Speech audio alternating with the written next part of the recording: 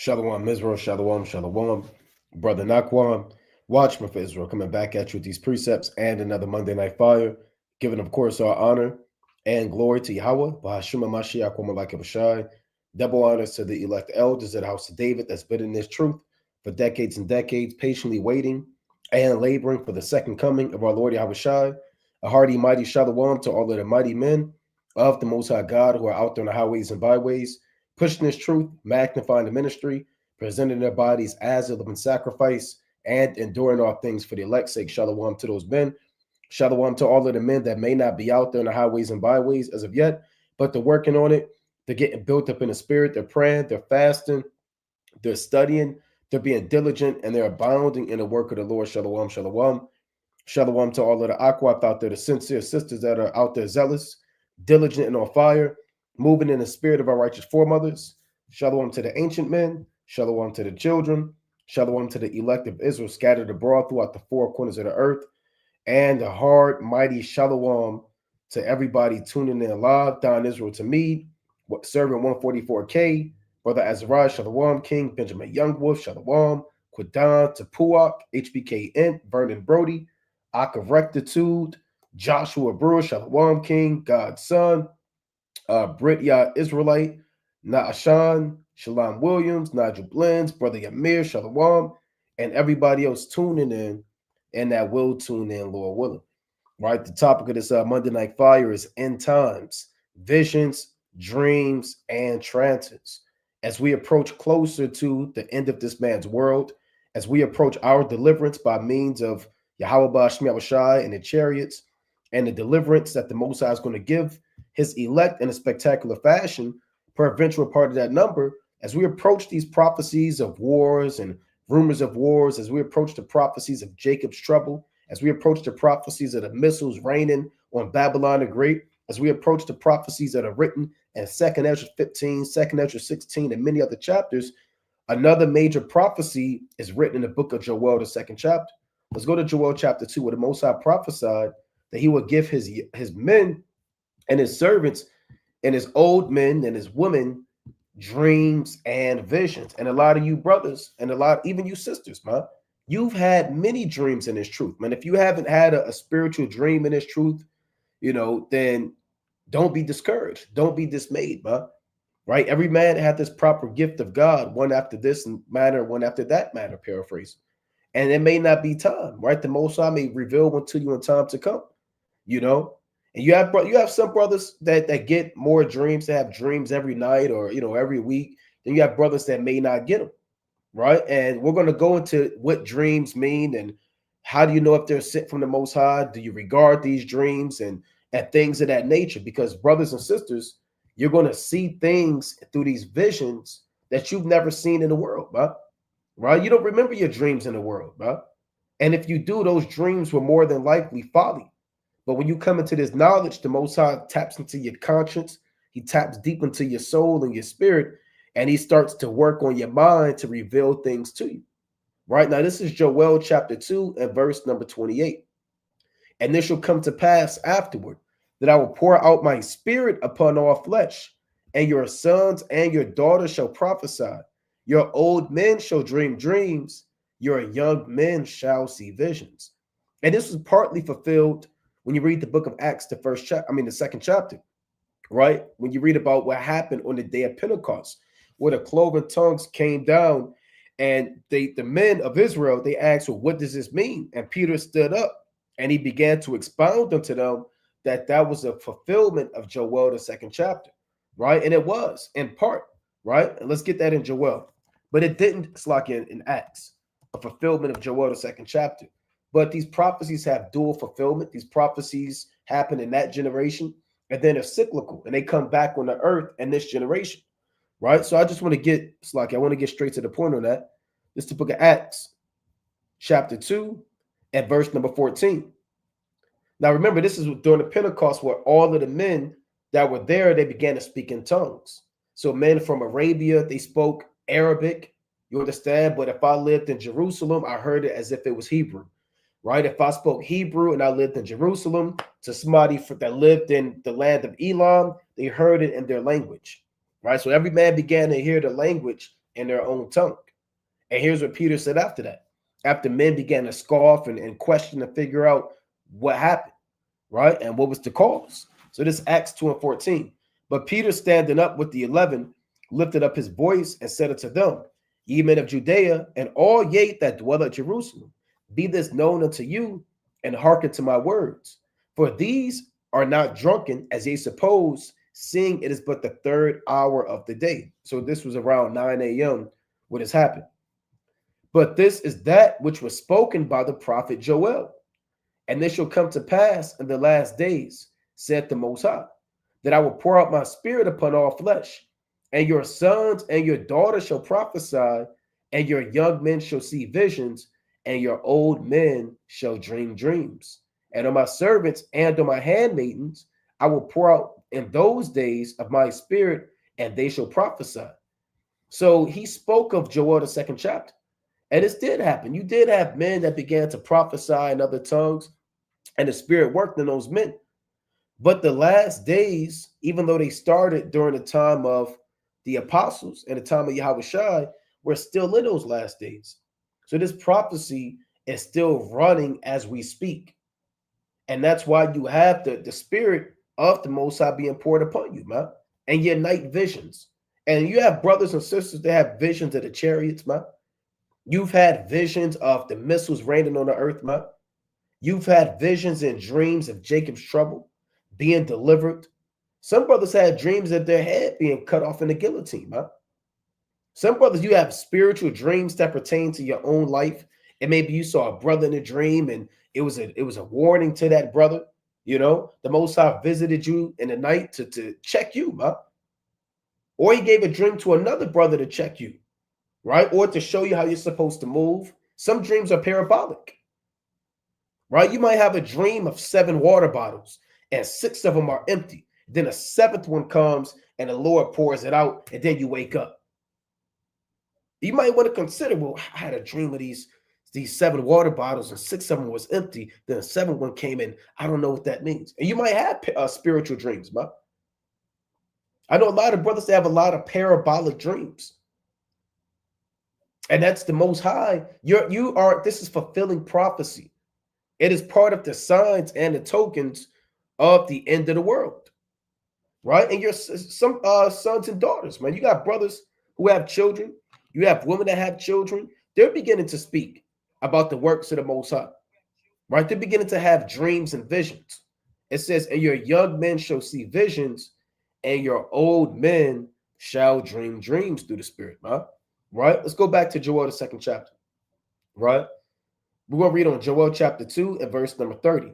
And I will show wonders in the heavens and in the earth, blood and fire and pillars of smoke. The sun shall be turned into darkness and the moon into blood before the great and terrible day of Yahweh come. And this shall come to pass, that whosoever shall call on the name of Yahweh, Ba'ashem Yahushai, shall be delivered. For in Mount Zion and in Jerusalem shall be deliverance, as Yahweh hath said, and in the remnant whom Yahweh shall call. So the Lord is having a remnant of his people that are going to deal with these prophecies. They're going to see the blood moons, right? They're going to see the eclipses and the sun turned into darkness. They're going to see that great and terrible and dreadful day of the Lord, man. And there are certain men they're going to call on the name of Yahweh in a day of evil, right? They're not going to look for man. They're not going to look for succor of the government and the police and the family, right? They're going to look for the help and the aid of the everlasting Savior, Yahweh Ba'ashem Yahushua, the God of our fathers, Abraham, Isaac, and Jacob. There's a remnant that's going to take on that spirit. And part of that remnant, they're going to deal with these dreams and visions. Now, let's dive a little bit into these dreams and visions. Let's go to Ecclesiastes, the 34th chapter, right? Let's dive into it, right? This is Ecclesiastes in the Apocrypha, chapter 34 and verse number 1. It reads, the hopes of a man, let me make sure the screen is showing. Okay, Con. The hopes of a man void of understanding are vain and false, and dreams lift up fools. So you can have a brother who has no understanding. There's no hope for that brother, right? Because he won't accept the truth The Most High blocked his spirit, and all of his hopes and endeavors are worthless, right? And the Most High also said, "And dreams lift up fools," man, right? Because the Most High can give you a dream, but that dream could be to your own destruction, and that dream could be absolute folly. You don't have to regard every single dream and put it on a pedestal, right? If you had a dream that you was damn, I'm just making a wild example. If you had a dream you was at work and you had to clock in and you worked overtime, then you had to come home and you went to sleep. Hey, that dream means nothing, bro. Oh, what does it mean? I had this dream I had to work overtime. I had a dream I was at the circus feeding the elephants, or man or beast that I was feeding. Hey, brother, some dreams are folly. You might have had a dream you was a professional athlete. Don't take every dream to heart and fantasize on it and begin to revamp your life and restructure your life based off of that one dream. Yeah, I had a dream I ran into my ex from 15 years ago, right? Maybe the most I was telling me to leave my wife and my ex amount of children and chase that ex from 1990 so and so. So now you pack up all of your bags, man. You quit, you go to your job, you sit down with HR, you break the dream down to them, you tell them I quit, you turn in your badge or whatever, man. You know, you call your mother, you call your father, I'm moving to so and so, and you kiss your kids goodbye, man. And you go to the airport. You go find out where she lives, you knock on the door, and her husband answer the phone and say, "Who the hell are you?" Don't let dreams lift you up. And two, man, a brother on one level, too, a brother might have had a dream that he might have saw you in a chariot, right? A brother might have had a dream that he saw you getting a crown on your head. And that could be tempting, man. That could be a spirit of temptation. How are you going to respond to that dream? Because a lot of brothers have beautiful dreams about brothers, man. Right? Let me get Amos back here. Shalom, King. God, shalom, shalom, King.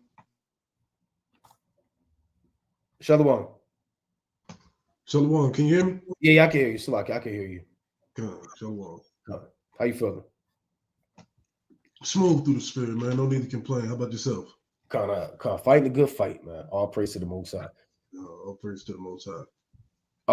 Yeah, I was saying, man, a brother could have a dream that he saw you with a crown on your head, with a scepter, sitting on the throne, and the Most High could have gave that brother a dream to test you, because you might hear that dream and start thinking that you're the 144,000. Man, maybe I am the elect. Maybe I'll take my foot off the gas. Brother had a dream I was sitting there in a throne and I was sitting next to Howard Shot, man. I know I'm that guy. I always knew I was that guy. That's further confirmation. God is telling me that I don't have to do the work anymore. I don't have to go to cap. That dream, that sit on that. You can't say that sit on that, man. Don't let a dream lift you up meaning make you proud. That's what it means to lift you up, to make you proud unto your destruction. Right? It reads, "Whoso regardeth dreams is like him that catcheth a shadow, and that followeth after the wind." Because certain dreams are completely vanity. They're completely vain, should I say. You can never catch your shadow, right? It's impossible. It's certain dreams, it's impossible to know why you got that dream. You'll never know.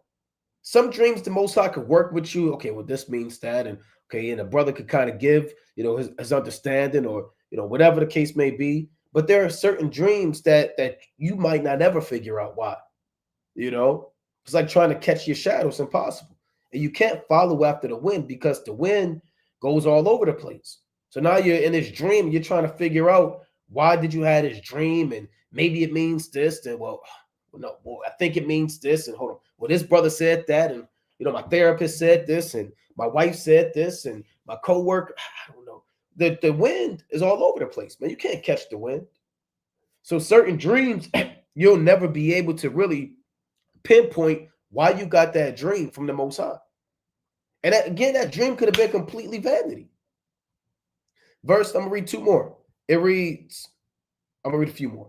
The vision of dreams is like the resemblance of one thing to another, even as the likeness of a face to a face. Because certain dreams, like I gave an example. If you had a dream, and this could be a spiritual dream, if you had a dream and you had 7 menorahs, right, and they passed before you, but the 6 of the menorahs, they ate the 7th menorah, right? But the 7th menorah had your name on it, man. And then the other 6 menorahs, it was the name of 6 different demons. And those 6 menorahs ate your menorah. Hey, you might want to consider that, man. Right? Because dreams are, they're resemblance of things too. Rather it's for vanity, or rather it's for your instruction. Or you can say, well, hold on, with a menorah that represents the light of the Most High, 6 represents destruction. Okay, they devoured me. I was the 7th one. And then that might be a call for you to examine yourself. Then also dreams on the left-hand side, they're also the resemblance of one thing to another, like a face to a face, right? So certain dreams, there's metaphors behind it, for lack of better terms, right? Verse number 4, of an unclean thing, what can be cleansed, and from that thing which is false, what truth can come. So the point is, if you get a vain dream, there's no truth that can come from that. Divinations, soothsayings, and dreams are vain, and the heart fancieth as a woman's heart in travail. Yeah, some brothers, they don't sleep at night, man, because your heart fancies. Wow, what did that mean? What is that, man? And and brothers talk about their dreams. Brothers, we all talk about our dreams that we have, man. I had this dream, but what do you say? And brothers, they get a understanding on it. Some brothers meditate on it, and your heart fancies it, man. Verse 6, here's the point, if they be not sent from the Most High in thy visitation, set not thy heart upon them. For dreams have deceived many, and they have failed that put their trust in them, right? And you're going to know if your dream is sent by the Most High. And if you don't know, ask a brother.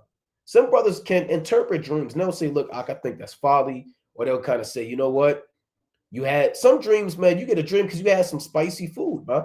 Or you had usually they say a spicy food, or it's like salty food, and they say that kind of work on your dreams. Or you dreamt about work because you've been working 60 hours. Brother, why did you dream about work? Well, I don't know. What does that mean? I had a dream I was moving a pallet jack. Well, brother, you was moving a pallet jack 60 hours this week, brother.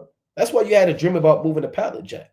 That's not you pushing the pallet jack at Amazon. That is not sent from the Most High. But if you had a dream about a chariot coming and beaming you up and then throwing you back on the ground, that's sent from the Most High.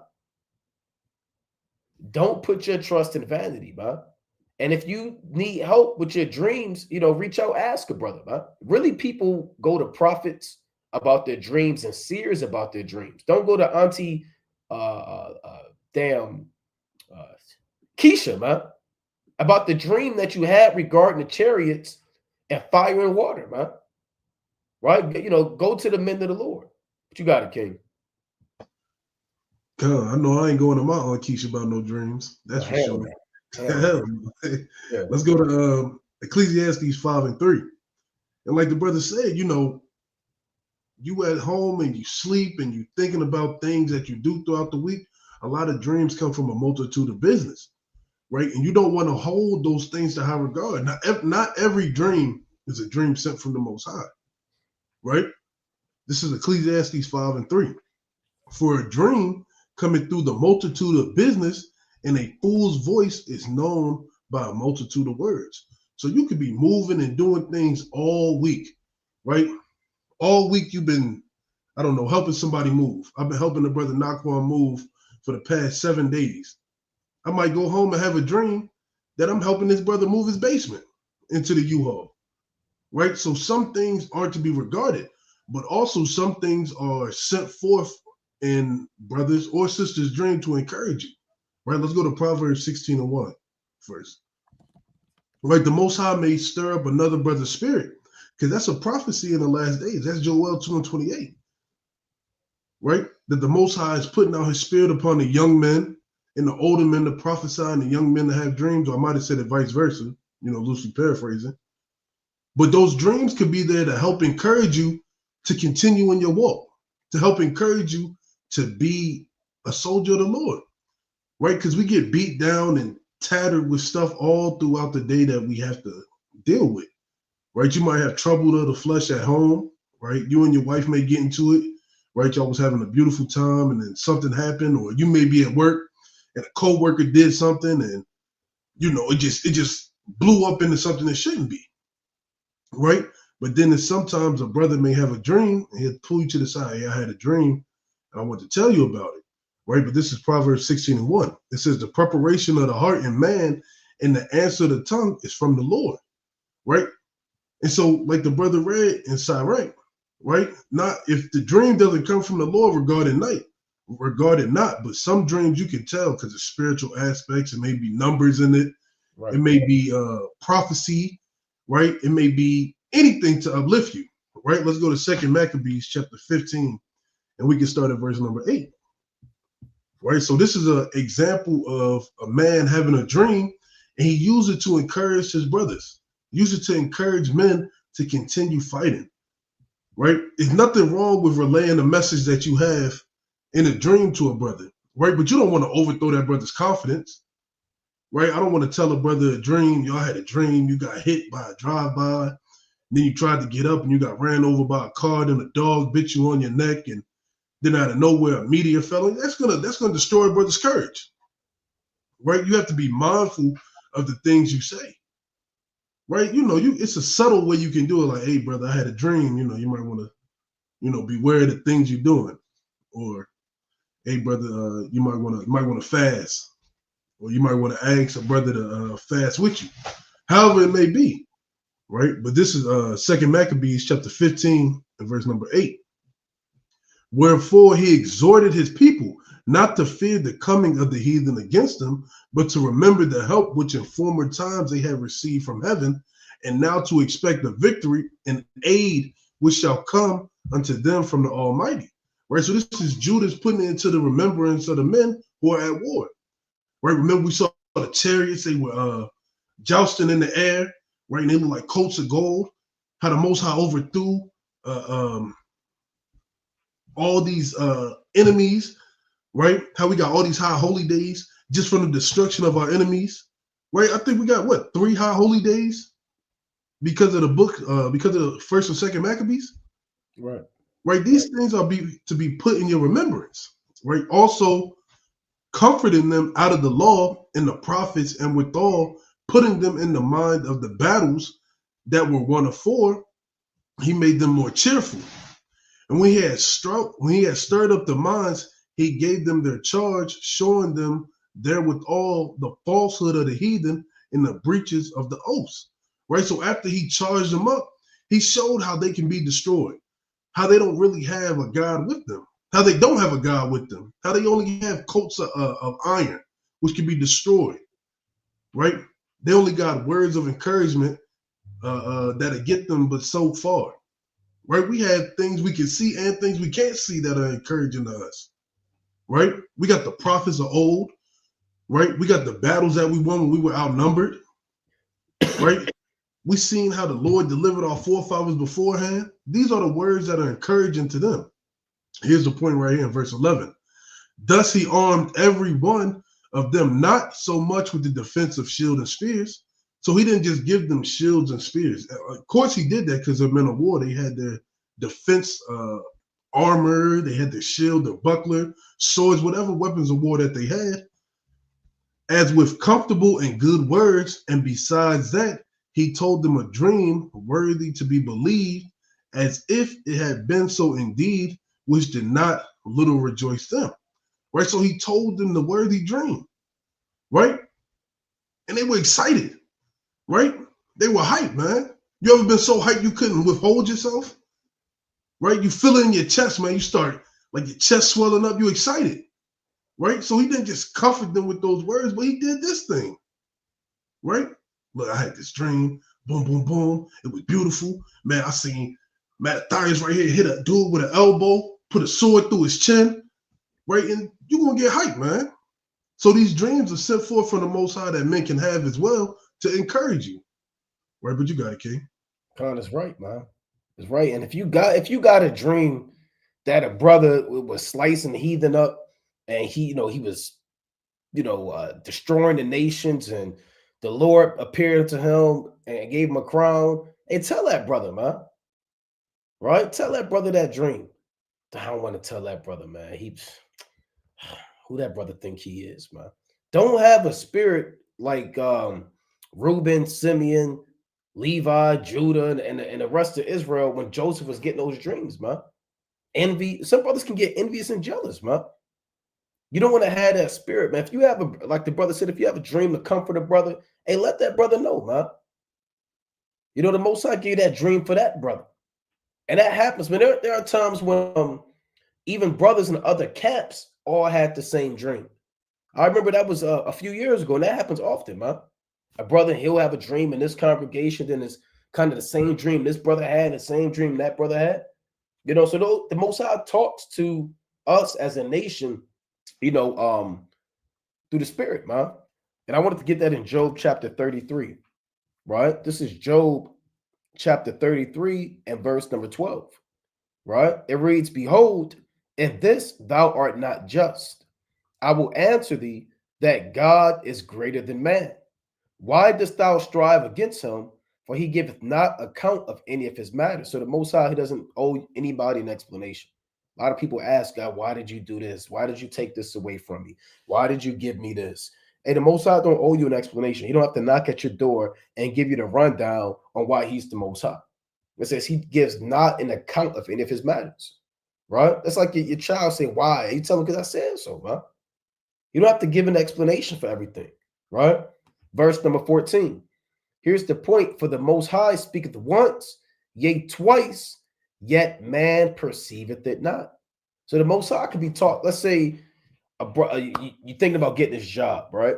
The job they paying you, let's say they paying you $55 an hour, right? And you working 6 hours a day, right? Monday through Friday. But you got to go in 3 Saturdays out the month, right? And you're like, man, damn, I get X amount of money a year. I mean, I could be at camp. I could leave early Saturday, but I gotta be there. You contemplating breaking the Sabbath for the money. So now the Most High, he'll put the spirit on the brother, and the brother call you, man, right? And maybe a brother will text you precepts on the Sabbath day out of nowhere, right? 6 days shalt thou labor, do all thy work. Then he texts you to Nehemiah, the 13th chapter, about the men bearing the burdens on the Sabbath. And sends you all these precepts about the Sabbath. And you ask, well, why you send me that? I was just in my spirit. Check them out. That's the Most High talking to you. But a carnal man might say, well, that's a coincidence, right? That was strange. How ironic, right? All of those terms that you hear in this man's world, huh? And then after you get that text, you disregard it. And then next thing you know, your woman tell you, man, right? I had this dream, or that you worked on at this new job, and it sounds just like the job offer you was about to get. You was on this forklift or whatever. They said they was going to pay you big. And then you drove your forklift into a damn the racking, and a whole racks fell on you and you died, right? And you're like, wow. And she don't know, well, what does that mean? Why did I have that dream? And people in the world can have a dream about you, man. You got to consider that. You got to consider, well, damn, maybe I shouldn't get that job that wants me to break the Sabbath. This brother sent me precepts. My wife had a dream. I died at the workplace. Yeah, maybe I shouldn't go. But man don't perceive it, man. Man will say that's a coincidence. And the Most High deals with twice, man. Twice is, for lack of better terms, the Most High deals with the number twice, as in the Most High, he's driving that point home, man. Right? Let me get this in Psalms real quick. Quick precept on twice. Right? This Psalm chapter 62 and 11. The Most High hath spoke once, twice have I heard this, that power belongeth unto God. And usually Jake pick on twice. What they say, fool me once, fool me once, shame on me. Fool me once, shame on you. Fool me, or what is it, King Salaki? Fool me once, shame on you. Fool me twice, shame on me. Yeah, fool me twice. It didn't say fool me 4 times, because after 2 times, Jake usually get it, man. Right? And the Most High will speak once, yea, twice. So twice is the Most High pretty much just driving that point home, huh? But then man still might not get it. Right? You're still thinking about that job, man. Even though your wife had a dream, you died at a new job, doing the same thing, damn racks crash into you and you died. And your brother sent you 7 precepts about the Sabbath. So here's what the Most High got to do. I'm just read this last verse, or 2 more verses after this. It says, in a dream, in a vision of the night, when deep sleep falleth upon men, and slumberings upon the bed, then he openeth the ears of men, and sealeth their instruction, that he may withdraw pride from man. It's like that he may withdraw man from his purpose and hide pride from man. So what the Most High will do is, if you're worthy of his mercy, he'll visit you in a dream, right? And then he'll come to you in a dream straight up, man. And what he'll do is he'll tap into your mind, and he'll do, for lack of better terms, mind control. And he'll program you about what you're going to do that next day. Because you didn't listen the first 2 times. So now the Most High visits you in a dream, and he opens your understanding, and he programs you what you're going to do the next day. So now you wake up and you're like, you know what, man? Maybe I shouldn't get that job. And you know why you had that thought, but the Most High, he came into your mind and made you think that the following day. And maybe I shouldn't get that job. You know what, man? It is on a Sabbath, right? She did have that dream, I'm not going to do that. So the Most High can work on you in dreams. And we don't know how many times this happened to us, man. Because man always has a plan on what you want to do. I'm going to do this. I'm going to make this move. I'm going to do this. Then the Most High, he'll program you, and you don't get to execute that plan, man. Your plans fell through. You're going to go see this woman. You got a flat tire, whatever the case may be, right? The Most High will always intervene, that he may withdraw man from his purpose and hide pride from man. He keepeth back his soul from the pit, and his life from perishing by the sword. Now, really, this is talking about us coming into the truth. But this happens every day, man. The Lord visits you in dreams to keep you alive, right? And you got to thank the Most High, man, right? Because you don't know how many times the Most High intervened without your understanding to seal up your instruction, to make you do things to save your life and the life of your family, man, right? The Most High made you, instead of getting that job, and the Most High made you do this, right? Instead of taking this road, you say, you know what, man, today I feel like taking the long way or the shortcut. And you took a shortcut, and it was a whole damn accident on the highway, man. A damn 16-wheeler exploded, and 6 people died. You're like, damn, for some reason, man, I took this way. I normally don't take this way, but the Spirit had me take that way. And the Most High had you take that way, man. A lot of times, too, not to be long-winded, brothers, you go, you drive, and you forget something at home. And the Most High made you forget something at home, so you could pop that U-turn, and maybe it was going to get pulled over by some racist police officer and get shot. Maybe it was an accident. Maybe something was going to happen. So the Most High had you kind of forget something at home, go grab your damn wallet and come back so you can make it safe. There are many things the Most High does that we are completely unaware of, man, to save our lives. And he does that also through dreams. But you got it, King. Come on. Let's go to Numbers chapter 12. We can start at verse 6. Right, and a lot of people like to call themselves prophets in these last days, right? Call themselves prophetess or prophets. The Most High speaks to me, and you know how many times we done heard this, man? We done heard this so many times, but that's the Most High deals with false prophets as well, right? So this is Numbers chapter 12 and verse number 6. It says, and he said, hear now my words. If there be a prophet among you, I, the Lord, will make myself known unto him in a vision, and will speak unto him in a dream. So when people say that they're a prophet, you got to try the Spirit by the Spirit, right? It's a lot of soothsayers and people who regard stars and tarot cards and all these things, right? You have to be mindful that the Most High is dealing with the children of Israel, and the prophets are having dreams and visions, right? Like the brother said, you don't know a reason why you may have left something in the house, right? You turn around, you mad, you cussing under your breath because you got to do extra 5 miles because you forgot something. That's the Lord looking out for you. Or brothers call you out of nowhere and say, hey, I had a dream. I think you should stay home from work on June 17th. Damn. Right? That's the number. That's the date that came in my head. Something crazy happened at the plantation, and so and so and so and so. You might want to regard that. Right. Right? You might want to pray to the Most High to reveal what you should do. But say peradventure you don't want to listen. You go to work, now you missing all your fingers. And the brother's sitting there like, yo, that's crazy. Didn't I say that? So the Most High can be revealing things to certain people at certain times. That's what a prophet is. Somebody who foretells something that'll happen and it comes forth. And like the brother was talking about earlier, how Israel's sons was mad at Joseph. Right? They were upset with Joseph, not realizing that we're all one body to magnify Yahweh Shem Yahshua. Right? Let's go to 1 Corinthians chapter 12. We can start at verse number 4. Right? Because what this brother's gifts may be, it may not be for me. Right? I may not be able to remember the deepest and darkest parables. This brother may not be able to do counsel. Another brother may not be able to do, speak in tongues. Another brother may not be able to interpret the tongues. Right? There's many administrations in the body of Yahweh Shai to magnify the name of Yahweh by Hashem Yahweh Shai. So jealousy or rage or envy shouldn't be part of your spirit, because all this is to magnify and help Israel, to push Israel towards the right path. Right? So this is 1 Corinthians 12 and verse number 4. Now there are diversities of gifts, but the same spirit. Right? So there's many gifts. Like we always use sports analogies. Right? You don't have a whole basketball team of ball handlers. Who the hell gonna score? Right?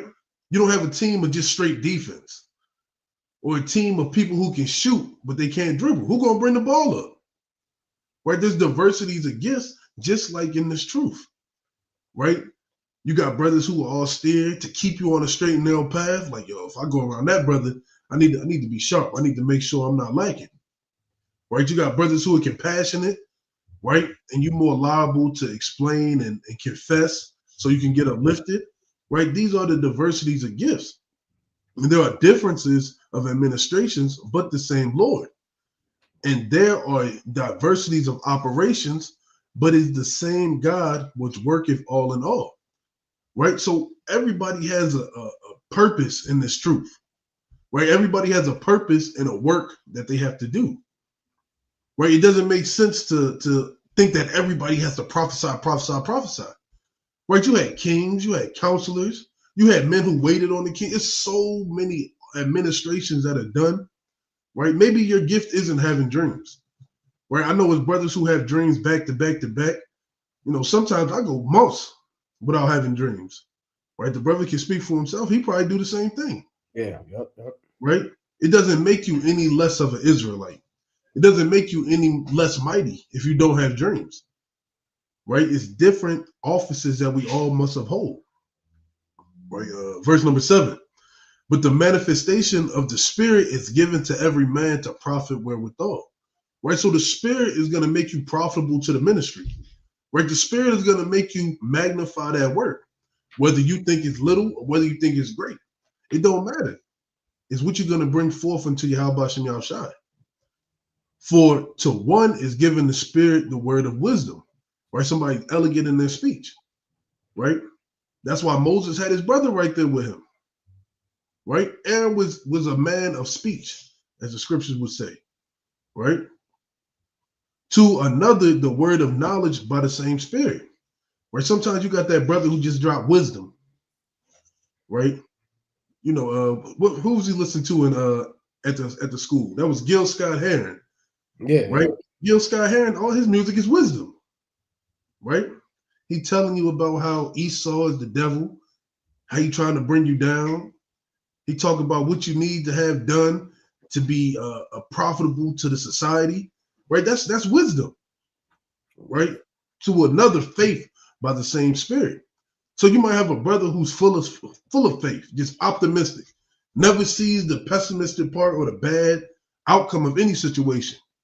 Right? He always believes in the Lord. He's always there to encourage you. To another, the gifts of healing by the same Spirit. Right? A brother may be good with herbs. right? Or a brother may be good with healing a brother's heart or a sister's heart, right? To another, the working of miracles, right?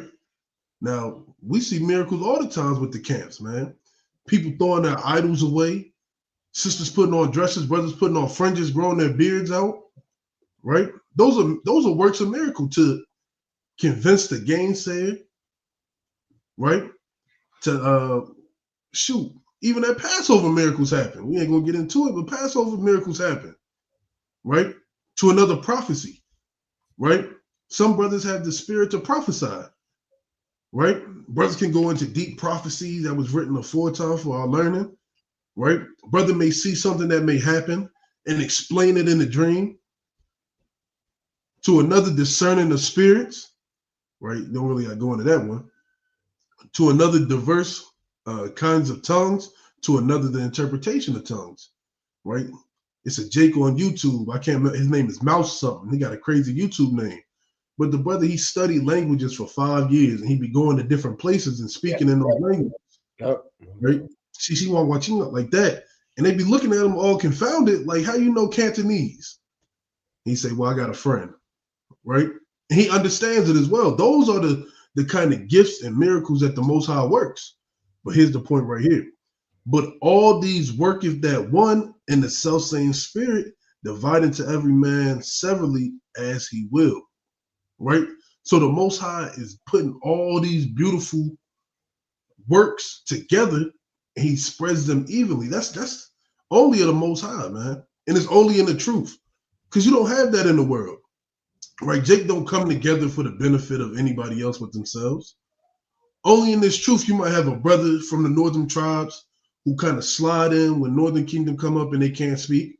Or you got a brother from Louisiana, but his peoples grew up in Haiti, so he can speak a little Creole or a little French, whatever it may be. Right? These are the beautiful works of the Lord. So don't ever get overthrown or down in the spirit because you don't have dreams. Right? Because sometimes if you do have a dream, it can lift you up just for your destruction. Right? But you got it, King. Khan is right, man. And the most I could do that, man. That reminded me of first I want to get this in Daniel, right? Just to show to link up with that spiritual gift. Right? This is Daniel chapter 1 and verse number 17. Right? It reads, as for these 4 children, the Most High gave them knowledge and skill in all learning and wisdom, and Daniel had understanding in all visions and dreams. So you had Hananiah, Azariah, Mishael, which the scriptures also call Shadrach, Meshach, and Abednego, right? But Daniel, the Most High separated him, and he had understanding. It is saying some visions, and some of them stumped him, some of them didn't. It said all visions and dreams. And that's a powerful brother to be around, man. All visions, all dreams. Anything you got, he'll break it down. He'll say that's folly. This means this. This means that. This what this is going into. Right? One of Daniel's nicknames or titles that was given to him was up. Let me pull this up in Daniel chapter 5. And it's like I want to get this real quick. Right? This is bear with me. I want to get this. So the queen called him the dissolver of doubts, right? One of his titles was called the dissolver of doubts. I may get this. Let's see if I can't pull it up. I'm probably looking right over it, right? But that's one of the names that here it is. Like in Daniel 5 and 12, looking right over it, right? Daniel 5 and 12. For as much as an excellent spirit and knowledge and understanding, interpreting of dreams, and showing of hard sentences, and dissolving of doubts were found in the same Daniel, whom the king named Belshazzar. Now let Daniel be called, and he will show the interpretation. And that goes to them spiritual gifts, man. You got brothers that can dissolve doubts, man. Brothers have problems, they're worried. And this brother has dreams and visions, and he can break it down to you. Don't worry about it. That dream doesn't mean that, or this means that. And Daniel was one of those men. Joseph was one of those men, right? Joseph was one of those men, and he had dreams, man. Let's go to Genesis chapter 37, right? This is Genesis chapter 37 and verse number 9. And he dreamed yet another dream and told it his brethren and said, behold, I have dreamed a dream more. And behold, the sun and the moon and the 11 stars made obeisance to me. And he told it to his father and to his brethren. And his father rebuked him and said unto him, what is this dream that thou hast dreamed? Shall I and thy mother and thy brethren indeed come down, so I could come to bow down ourselves to thee, to the earth? And his brethren envied him, but his father observed the same. So this shows that even Jacob, he could break down dreams. He didn't have to sit. If a brother told me the sun and the moon and the 11 stars and this happened and this happened, and you might take some time to meditate on it or think about it. Jacob was quick, man. So that shows that more than likely that gift that Joseph had, it was a little more magnified. But Jacob, he knew about these dreams, man. He said, what is this dream? And he broke it down quick. What, the sun is me, the moon is the mother, the 11 stars are my sons, and then we're gonna come bow down to you, right? And his brothers got emotional, man. But it says his father observed the same. So he pondered it, he meditated on it. And you got to do that with certain dreams, man. Certain dreams you observe. You may not want to speak to it at the current moment, right? It might not be worth, saying anything. It might not be worth getting emotional. You might want to observe it, man. Like the brother said, if I had a dream where, June 17th, I was going to work and I got hit by a 16-wheeler on the highway and I rode off the bridge, I might want to observe the same. Who the hell you think you are having that dream? You always hated me, man. I knew you always hated me, man. You made that dream up. You just want to vex me, man. I hate you. Bro, brother, that's going off, man. How you gonna get mad at a brother because the brother had a dream about you? Who that brother think is? You holding on 11. That's that 11. That's that grudge. No, brother, the Most High just gave him a dream. How about you just stop getting in your feelings and observe the same, man? And the most, like we've been going to, the Most High put in his spirit for you to hear that, man. Right? So it's okay to observe the same. Don't be like these men and they got all emotional. Who does he think he is? And we know more than him. We're older than Joseph. Because remember, Joseph was the second youngest, man. Right before Benjamin. So a dream could put a spirit on a brother, man. So you want to be mindful of these dreams too. And if a brother have a dream about him getting beamed up and I saw you and you was there, don't get mad at that brother. Don't start looking at that brother different. How you get the dream getting beamed up? I believe, like the brother said, Amos said, that doesn't make you less of an Israelite or anything, man. It might not be your time to get a dream. Right? The Most High might visit you, tomorrow or the end of the world or, or whatever the case may be. Right? But you got it, King. God, it's an old saying in the world. It's be careful what you wish for. Yeah. Be careful what you wish for. You may be upset you're not getting a dream, and the Lord come visit you in a dream. And now it's like, damn, what did I ask for? Let's go to Job chapter 7. We can start at verse number 12. Job 7 and 12. Right? Because all dreams aren't good. Right? You're not gonna have a dream where you hit the lottery one night and you wake up and you got the "Wouldn't It Be Nice" playing behind you and the sun hitting you in the face. Then the next night you have a dream that you get your dream card, right? Then the same song playing behind you, and then the next night you have a dream that the I don't know what's supermodel that you've been in love with since you was 2 knock on your door and say, "I submit to you, my Lord." Right? You're not gonna get those dreams back to back. Sometimes the Lord come and he scare you. He put that fear of the Lord back in you. Right? They call them night terrors, right? Nightmares. Right? So this is Job chapter 7 and verse number 12. Well, I'll start at 11. Therefore, I will not refrain my mouth. I will speak in anguish of my spirit. I will complain in my bitterness of my soul. Right? So Job was going through it, right? Job was like, man, I'd rather die with what he was going through. Am I a sea or a well that thou settest a watch over me? When I say my bed shall comfort me, my couch shall ease my complaint. Right? You might be having a hell of a day, right?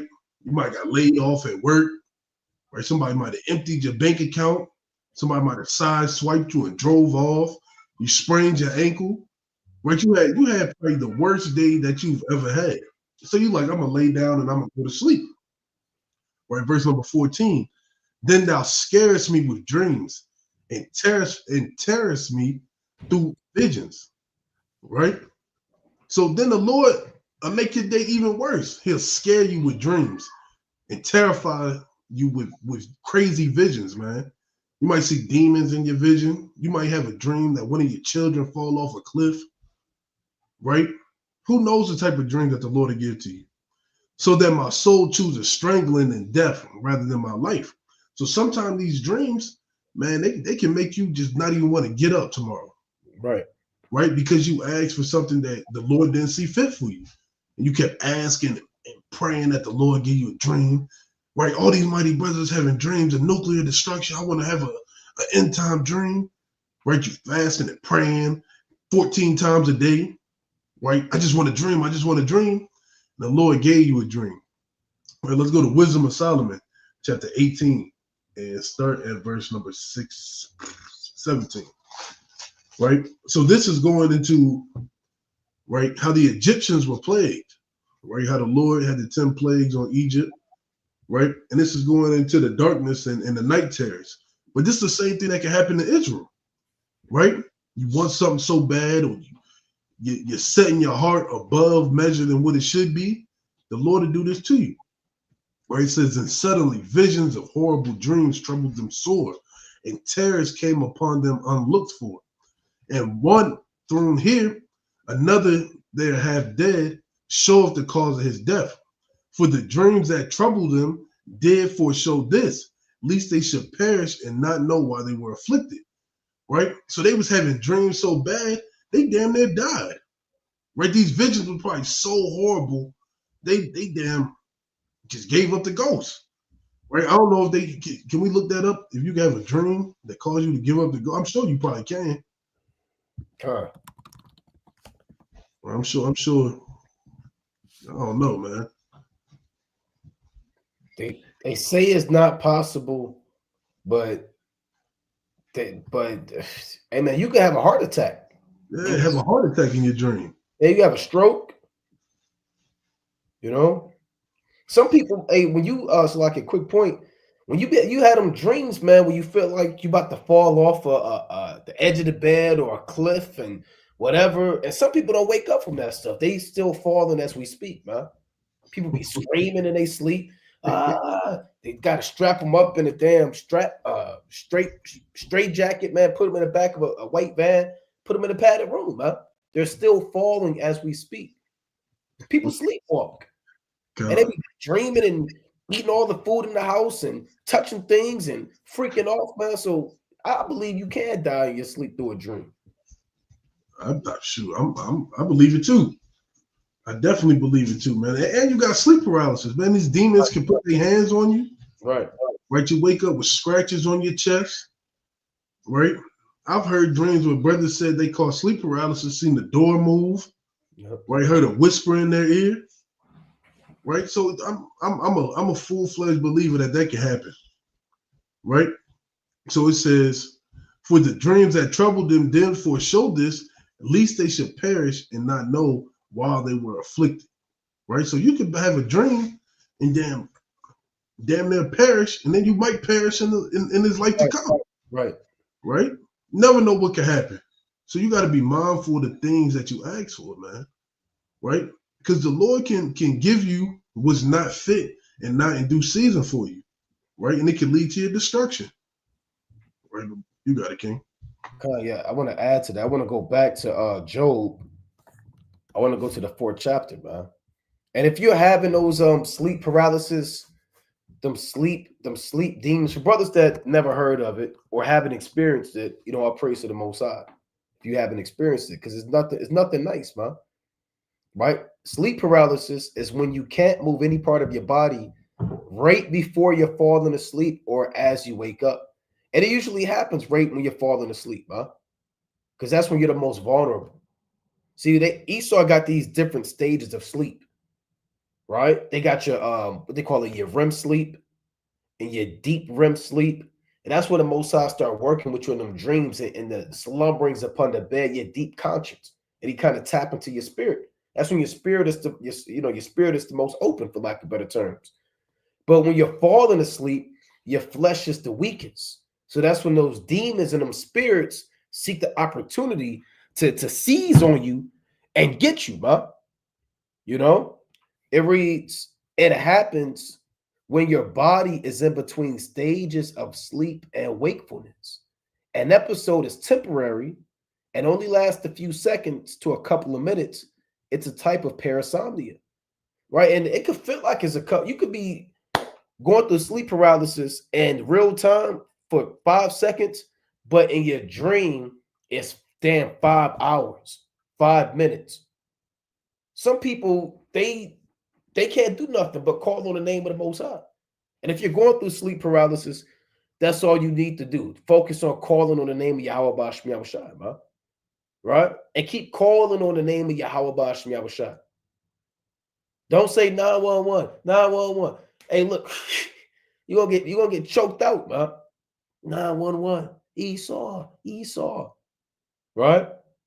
And these spirits vex you, man.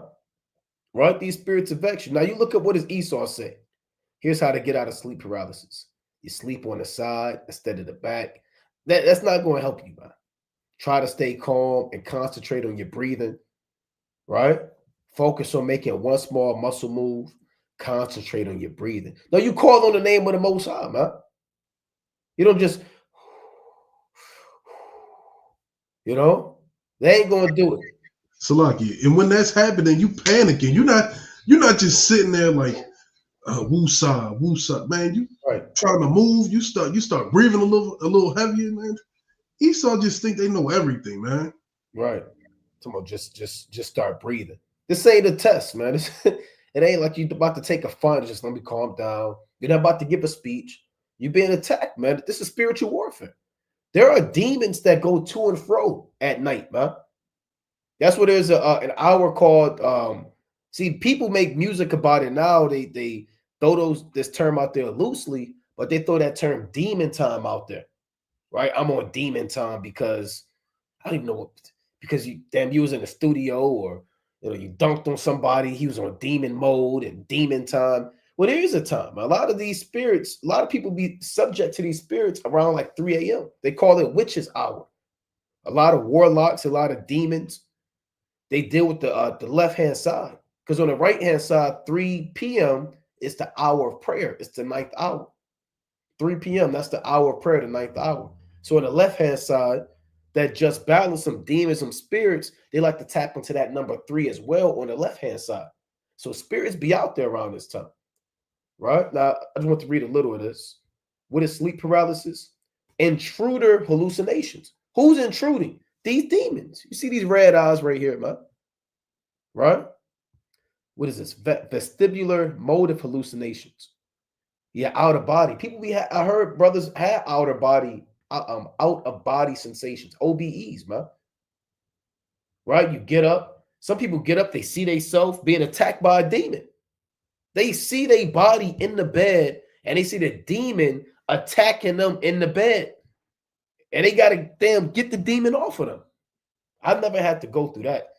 I had like sleep paralysis probably a handful of times, maybe literally, but I never had to deal with I was outside of my body, then I had to look at my body. That's some stuff right there, man. So Go ahead, King. Another point, they call it astral projecting. Yeah, yep. People so-called astral project in their dreams. I've never done it. Lord forbid it ever happened, but they say it's an outer body experience, and you're just looking at yourself floating, and you're going into other rooms and stuff. That's a terror. That's a terror. And they got chest pressure hallucinations. Incites a feeling of suffocation. Why do you feel like you're being suffocated? Because it's a spirit pressing you, man. It's not because you had high blood pressure because you had too much of a deep dish, or you ate a Big Mac.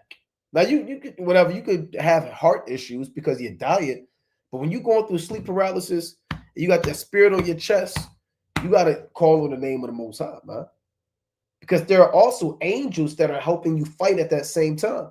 When you keep calling the name of the Most High, the Lord send those angels to overthrow that demon. You know, the Lord said, let me get a quick precept in Psalms real quick, 34. Get the classic, right? Psalms chapter 34 and 7. It says, the angel of the Lord encampeth round about them that fear him and delivereth them. So just, when you're going through sleep paralysis, that angel is there. He's fighting, man. And you need to call on the name of the Most High so the Most High can strengthen your spirit and the spirit of that angel, send more angels to overthrow that demon.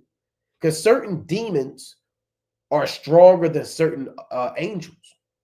You can read about that in Daniel, the 10th chapter. See, the spiritual world, it gets deep. Michael the archangel, he's stronger than lower level demons. He can read the book of Jude. He'll say, the Lord rebuke you, man.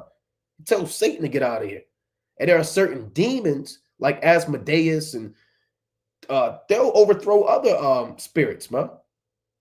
So when you're asleep, there's a lot of spiritual activity going on. Little do people know, it's not just you slept and you woke up. There's a lot of spirits working in those days. And I want to get this in or those hours. Another one quick precept. This Job chapter 4 and verse number 12. Right? Job 4 and 12. Now, we're not trying to, I hope brothers, they ain't listening. Well, should I go to bed tonight? I don't know what to do. Look, man, first of all, you should be praying to the Most High in season, out of season. We don't fear these spirits, man. Right? So don't be apprehensive about going to bed. Well, what if a demon comes? No, man. Right? Have faith that the Most High is going to be with you. Right? Job 4 and 12. Now a thing was secretly brought to me, and mine ear received a little thereof. So he didn't really understand what happened. Your ear is your mind, right? And thoughts from the visions of the night, when deep sleep falleth on men. That's what Esau calls your REM sleep. When you're in that deep sleep. Fear came upon me, and trembling, which made all my bones to shake. Then a spirit passed before my face. The hair of my flesh stood up. It stood still, but I cannot discern the form thereof. An image was before mine eyes. There was silence, and I heard a voice saying, and this got to be fearful, man. Right? It's got to be, you just see a spirit pass before you. Your hair stand up. You petrified. And all you hear is this loud demon say what? Shall mortal man be more just than God? Shall a man be more pure than his maker? And I'm led to believe this demon had a deep voice. Shall mortal man be more just than God? Shall a man be more pure than his maker? Stop reading this like this is a little angelic white baby. Shall mortal man? No, this demon came to check him, huh? Because he was being proud. Why else would a spirit come to you and tell you this? Shall mortal man be more just than God? Shall a man be more pure than his maker? Behold, he put no trust in his servants, and his angels he charged with folly. How would he know about the angels? Because he is an angel on the left-hand side. How much less in them that dwell in the houses of clay, whose foundation is in the dust, which are crushed before the moth. So the Most High can send a spirit to check you in your sleep, huh? He can send a demon to vex you, like the brother read in Wisdom of Solomon. These things can happen. I got one more quick precept. Let me get one more real quick. This is Daniel, the 8th chapter, right? So these things can happen, man. This goes into being careful of those dreams that you ask for. So Daniel received this vision of the Greek Empire overthrowing the Medes and the Persians. But here's what he said after the vision. Daniel 8 and 26. And the vision of the evening and the morning, which was told, is true. Wherefore shut thou up the vision, for it shall be for many days. And certain dreams are visions. And you can have a vision but not be asleep. You could be what they call a trance, right? You could be sitting up there. You could fall into a trance. Low-level trances is what the so-called white man calls a daydream. It's really a trance. You fell into a trance. People are talking to you.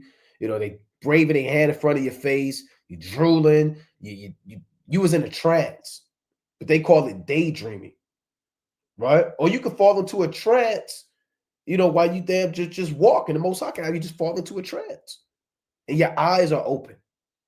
So Daniel saw visions, but he saw them while he was asleep. Verse number 27. Here's the point. And I, Daniel, fainted and was sick certain days. Afterward, I rose up and did the king's business, and I was astonished at the vision, but none understood it. Right?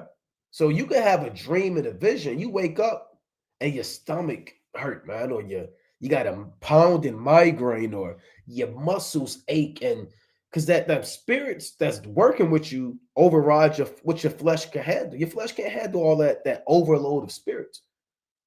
So Daniel, he woke up, he was sick, man. There's no telling what he was doing, man.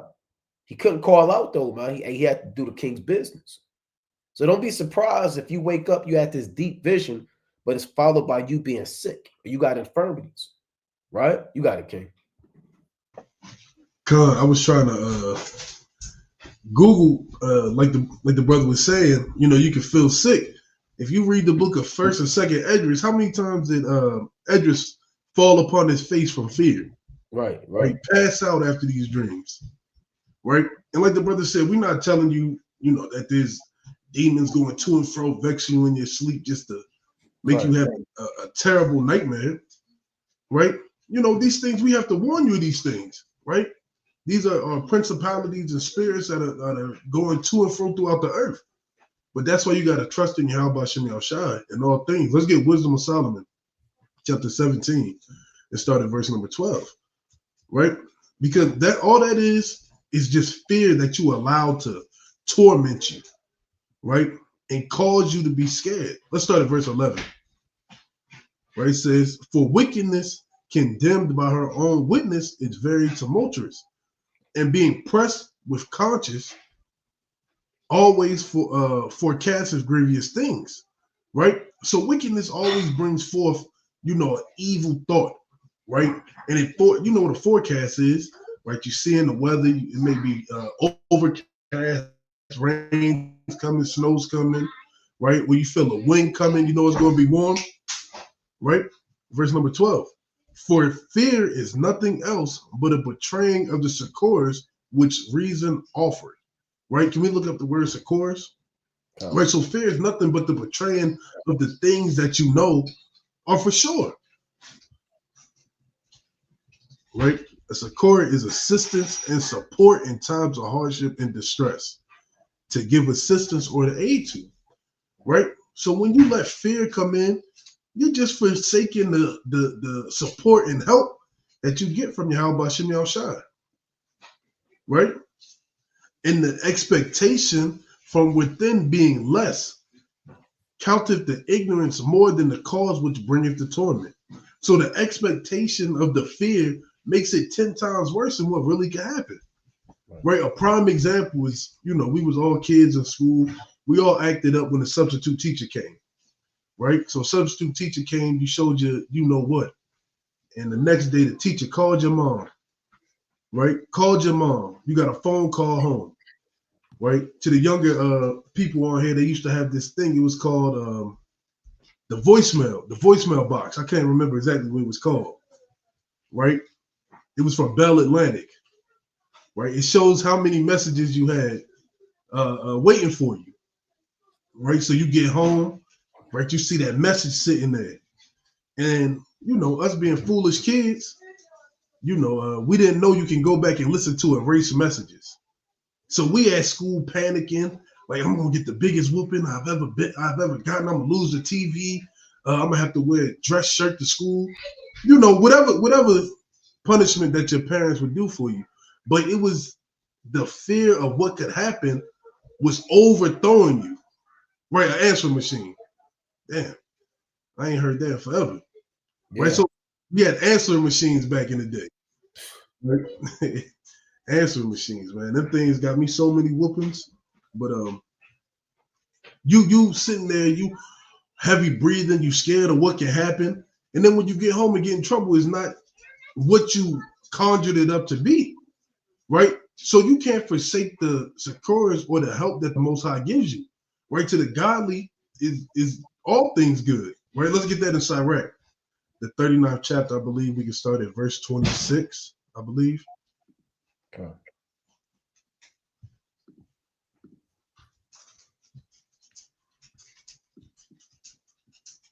Right, Con. Or 25. Right, this Sirach 39:25. For the good are good things created from the beginning, so evil things for sinners. So you got to remember that the Most High, right, with that temptation, he always delivers a way out. So whenever you feel like, things are out of reach, or you can't bear it, or you're terrified of what could be or what may happen, you got to remember that the Most High gave you the Psalms, he gave you Sirach, he gave you the Proverbs, he gave you all these things to encourage your spirit. He gave you the power of prayer, right? And the brother read Psalms 34:7. The angels are camped around those that fear him, Right. right? Loosely paraphrasing. So if the Lord has these angels around you to uplift you, to give you comfort, right? What are you forsaking the succors for? Why are you letting your imagination overthrow your mind when it's not even what it is? Right? Verse 26. The principal things for the whole use of man's life are water, fire, iron, salt, flour, wheat, honey, milk, and the blood of the grape, and oil and clothing. Right? So all these things are the principal components you need to live. Everybody needs water. Everybody needs fire because it's going to get cold. You got to cook. You need iron, whether you have cooking utensils or you have a weapon.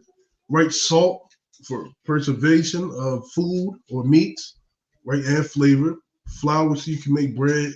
Honey for the taste. Milk for the taste. And the blood of the grape, wine maketh your heart glad. Oil and clothing. And all these things are for good to the godly. So all these things are good for the godly, right? Everything that the Most High has created is for your use, right? You might have anxiety before you go to sleep, right? The Most High created herbs. You can make tea, right? Get you some tea in your life before you go to sleep, right? You might not be as stressed out, right? You might be backed up, right? The Most High got some tea that'll help clear you out, right? You may, what's some other teas? Cider, Chamomile. chamomile, right? Echinacea, right? Some of these teas, they'll calm you down. These are the securities that the Most High put around you, right? And people always tend to overthink the little things, right? The little things is the securities that you may not think about, right? Your ability to be able to call somebody, right? Your ability to remember the right precept when you need it. So to the sinners, are they turned into evil, right? So let's see what the Most High has for the sinners, right? It's a just balance with the Lord. There be spirits that are created for vengeance. So vengeance is laid forth for the sinners, right? So sin is like a credit card. I know everybody's seen that meme. You keep swiping it up. Eventually, you're going to have to pay for it, right? Which in their fury lay on sore strokes. In the time of destruction, they pour out their force and appease the wrath of him that made them, right? So even these dreams could be vengeance, right? The Lord have a dream of a bear attacking you, right? And you went to sleep and I don't know, a commercial came on and it was a bear roaring.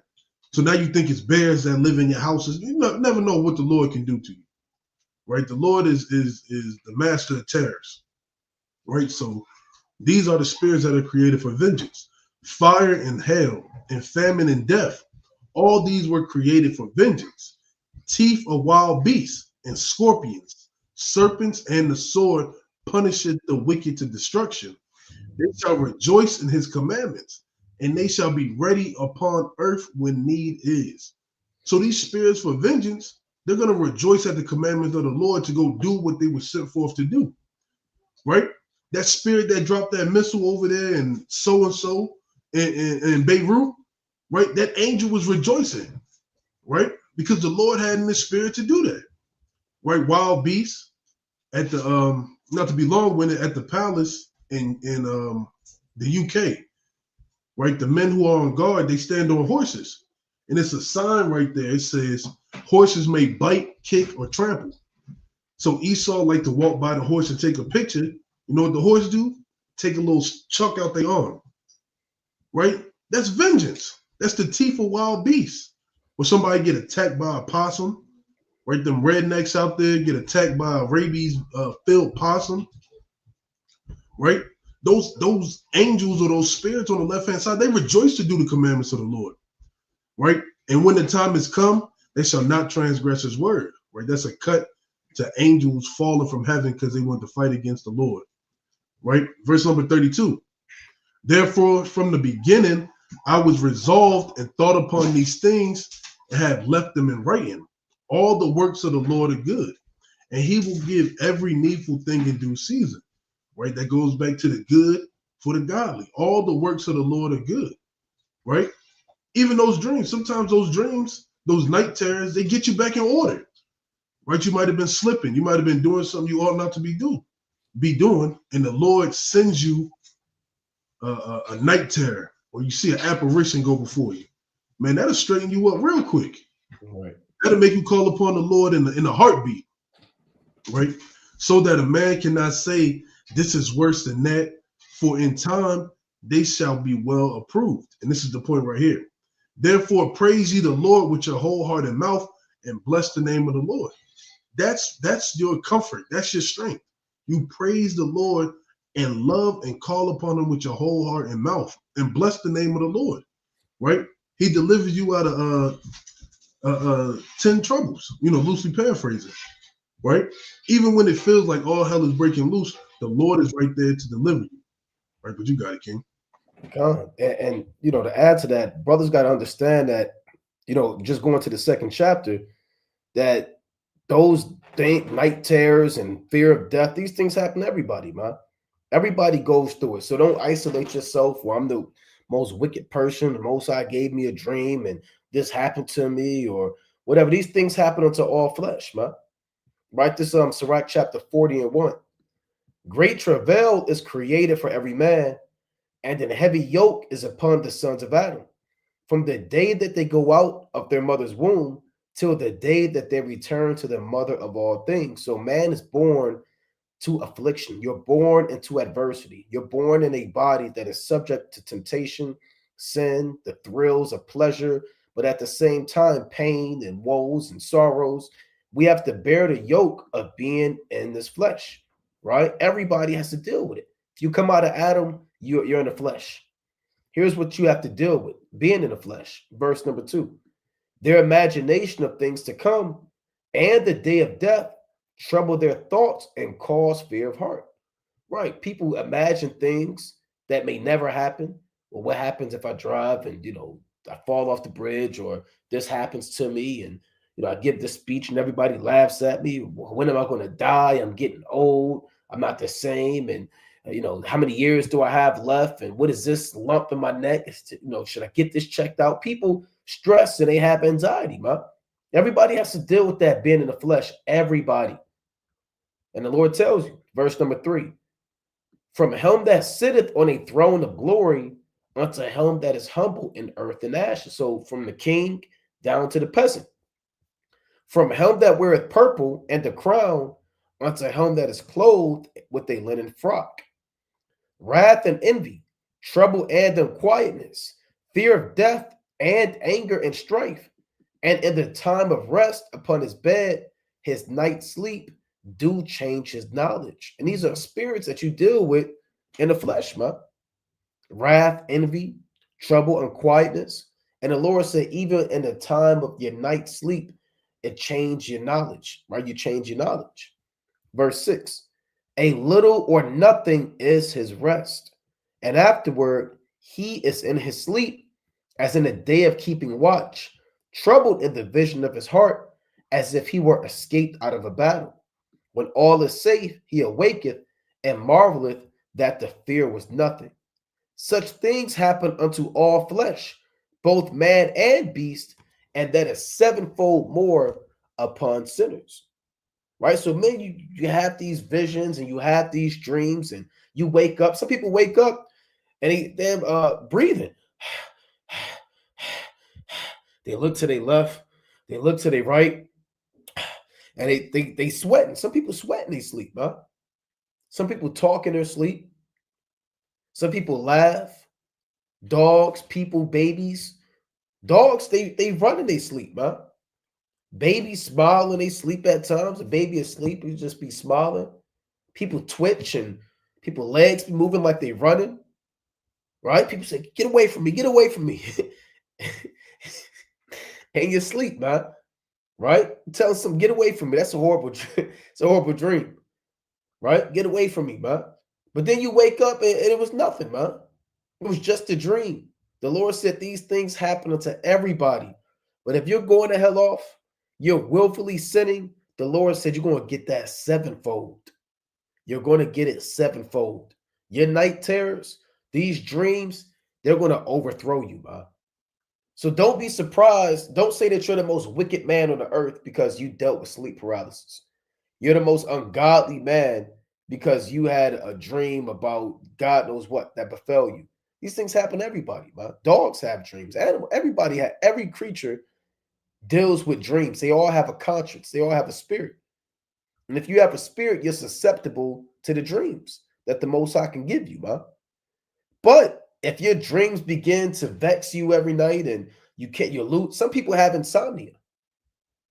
They never had insomnia, but now they start going off. They commit adultery, right? That they're smoking weed, and now they dealing with all these drugs and God knows what.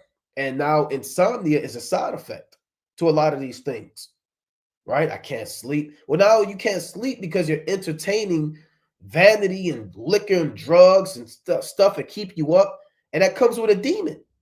Now that demon won't let you sleep. And that's a horrible thing when you can't go to sleep. When you watch that movie Fight Club, right? Way back in the day, the dude, I don't remember his name in the movie, but the actor named Edward Norton in the movie, he was popping all these pills, man. He was going to classes. He had to sit in the room. And that whole, if I remember the movie correctly, I think that whole Fight Club was a vision of wickedness, man. God. Yeah, it was a figment of his imagination. Yeah, he was bugged out, man. The dude, Brad Pitt, was like his alter ego. You know, he had all these spirits on him, man. So the Most High, he could vex you while you sleep, or the Most High could keep you up for days and days and days and days. Right? And I want to get this in Psalms real quick, man. Right?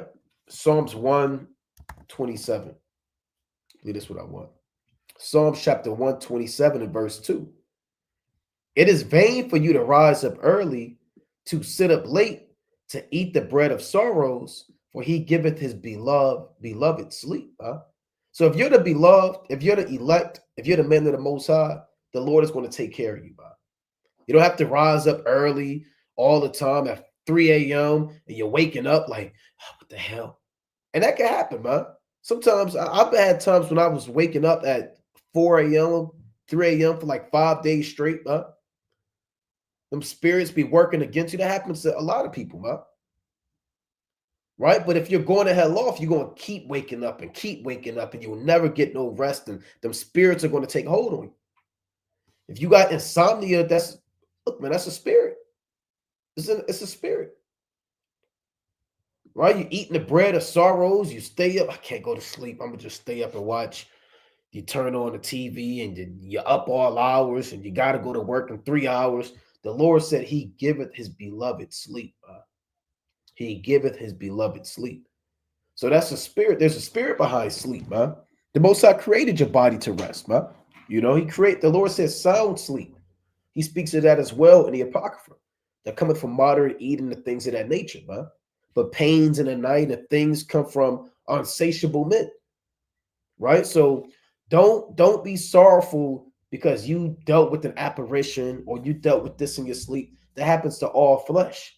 But examine yourself if you're getting that sevenfold, because that's what the Most High gives to sinners. It's not normal to be choked out by a demon every day during a feast of unleavened bread. That's a day of mirth and joy, man. The Most High gives his servants joy and mirth. The Most High gives us liberty. He said, live joyfully with the wife of your youth, man. He said, defraud not yourself with a good day. If every day you think it's going to be a good day, you're getting choked out by a demon, you might want to examine yourself. Every day during the feast week, every feast week, the Most High visits you and say, you know what time it is. You've been going off. And then the demon pops out of nowhere and gets you. You might want to examine yourself, man. Right? But he giveth his beloved sleep. You got it, King. Con.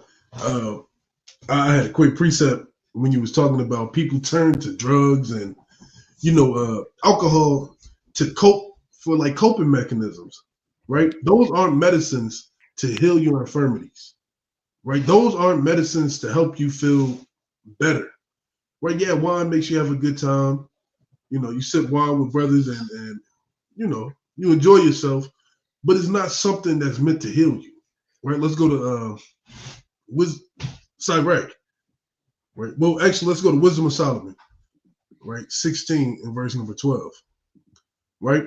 And that's what Esau do. Do you have insomnia? Try Insomniaville, right? And they sell you a pill, and it got 45 different side effects, and it has you thinking in the back of your mind, maybe I need to take insomnia pill, right? And then they read in the side effects, right? It may cause loss of appetite, colon cancer, and testicular cancer. And while they're reading these, what do they call the side effects, I guess, or adverse effects? They got the people in the background dancing, having a good time, right? Making it look like you should take this stuff, right? Well, your body's breaking down completely just so you can sleep for 4 hours, right? This is Wisdom of Solomon 16 and 12. Right? It says, for it's neither herb nor mollifying plaster that restored them to health, but thy word, O Lord, which healeth all things.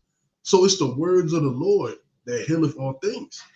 And in Sirach 30, the 38th chapter, I believe is like verse number 8 or verse number 9. It says, in your sickness, play unto the Lord, for he'll heal you, loosely paraphrasing.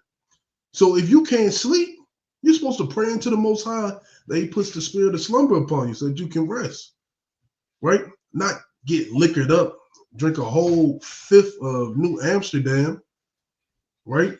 You ain't never going to go to sleep, right? You're going to be outside howling at the moon with all the rest of the animals outside because that's what you're going to turn into.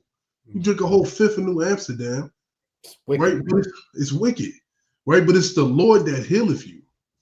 Right. And like the brother said, if you going off and you getting visited by wicked demons every night, you got to examine yourself. Right. Let's go to Job chapter 3. And I'm going to start at verse number 23. Right. You got to examine yourself because if this is happening to you all the time, right, the Lord is visiting you. Like the brother went into earlier in Job. Right. The Lord speaks once, yea, twice.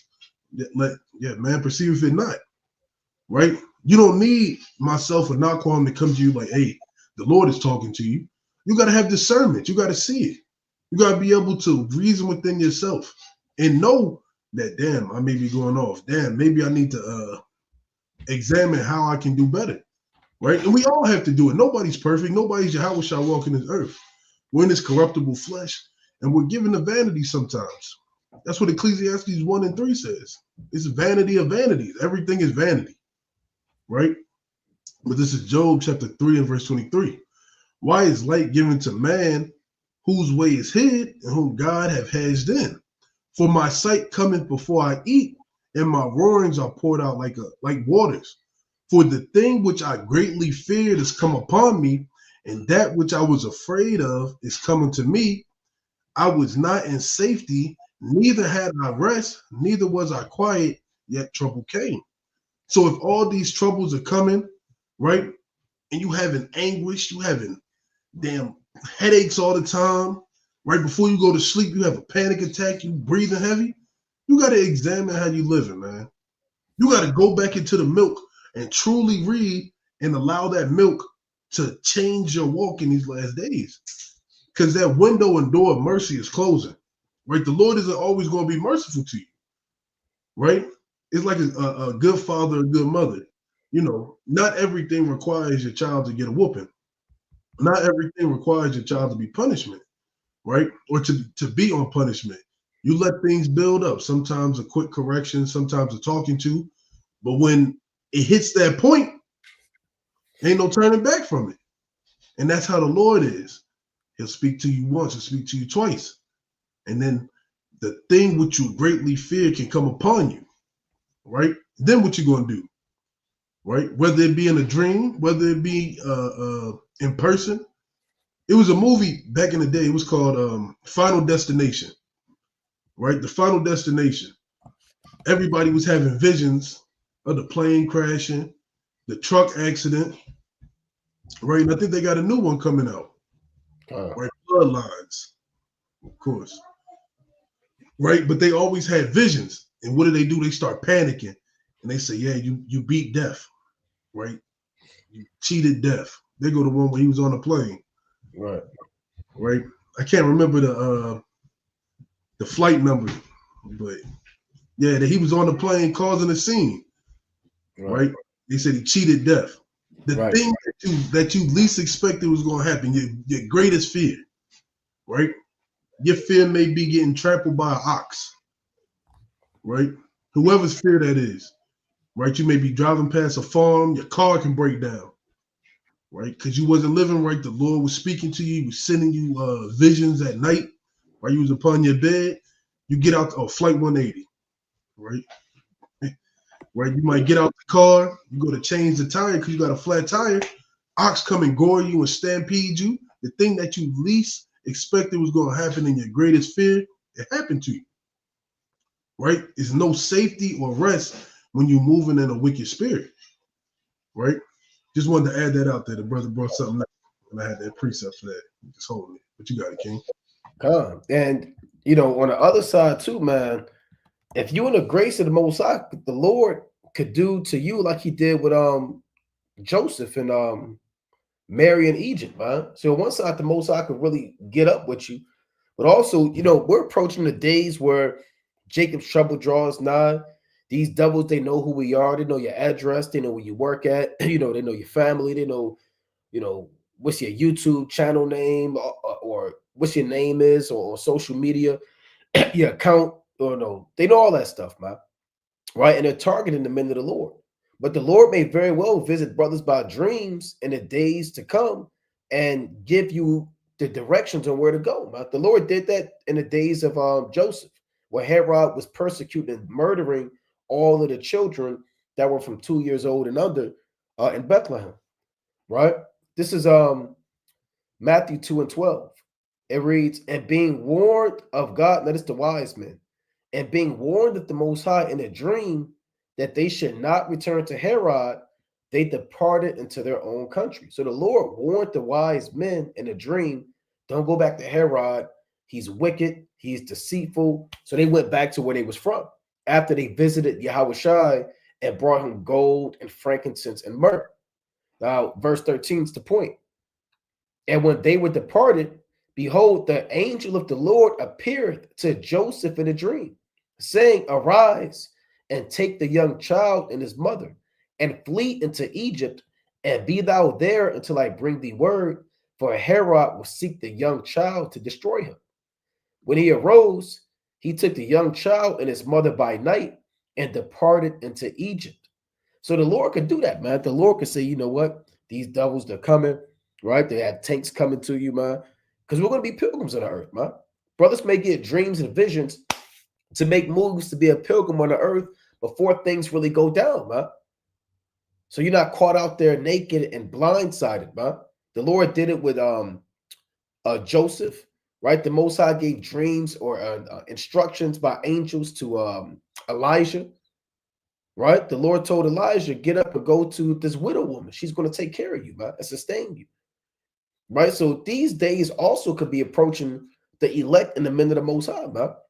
You might be thinking you got to go to work, in 2 months from now. Then the Most High come to you 30 days later and say, destruction is coming on the earth. I've prepared a place for you. Take your family. Work is over. It's over. Go over here and I'm going to take care of you.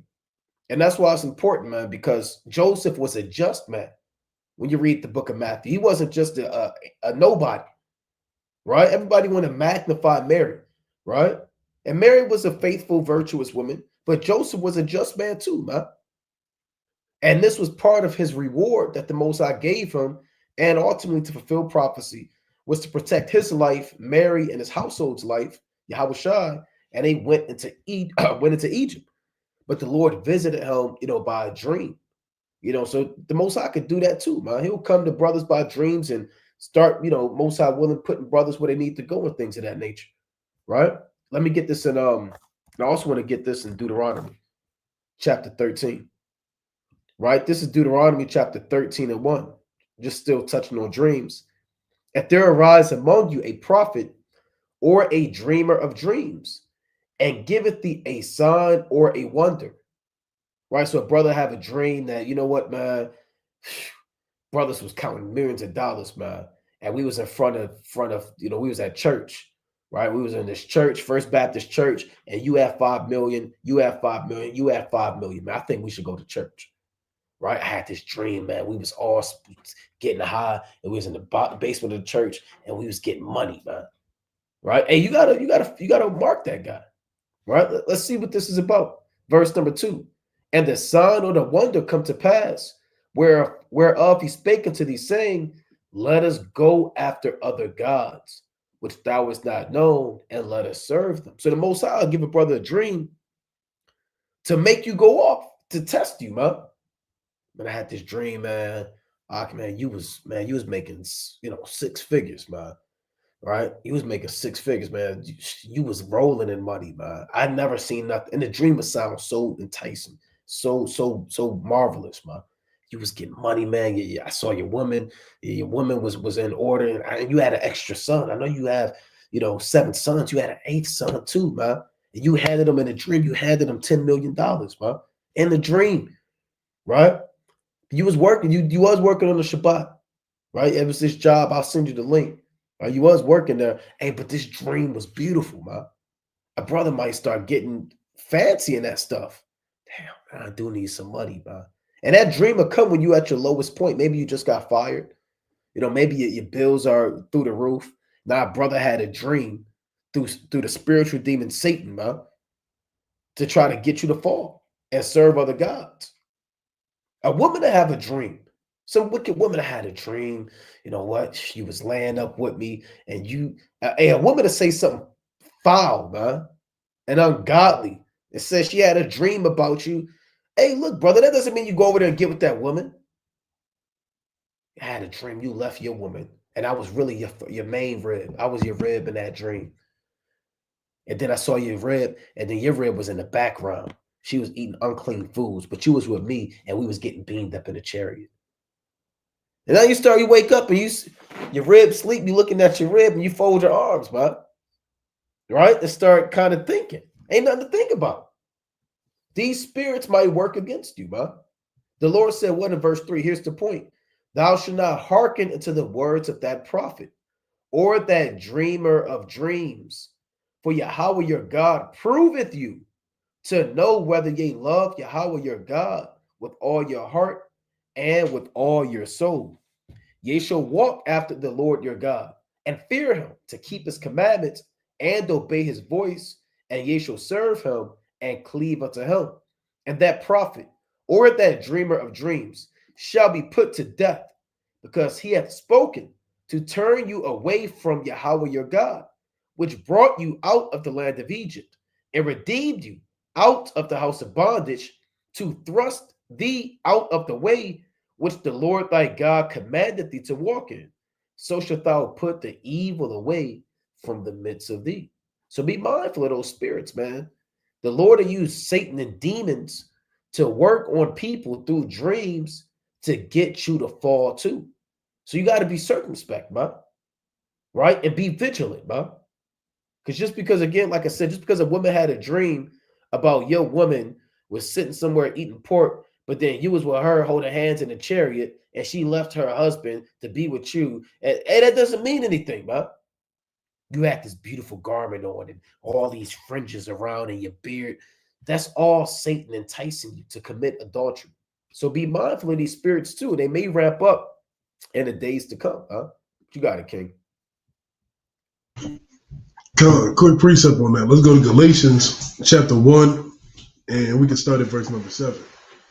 Right, you gotta be mindful of this, man. Especially to you young brothers coming into this truth, man. Don't fall for the okie doke of these women sliding in your DMs talking about had a dream you're my husband and I'm gonna be yours. And they damn plaguing you. Right? Now you done laid up with a damn demon, a dragon, man. Because you let game get ran on you, man. Right. Right? Brothers, we the sons of the living God, man. You're not that easy to get to, man. You're not that accessible, man. Right? But this is Galatians chapter 1 and verse 7. I'm gonna start at verse 6. I marvel that ye are so soon removed from that. You might zoom in just a little bit. Slacky. The water. I marvel that ye are so soon removed from him that called you into the grace of Hamashiach into another gospel, which is not another, but there be some that trouble you and pervert the gospel of Hamashiach.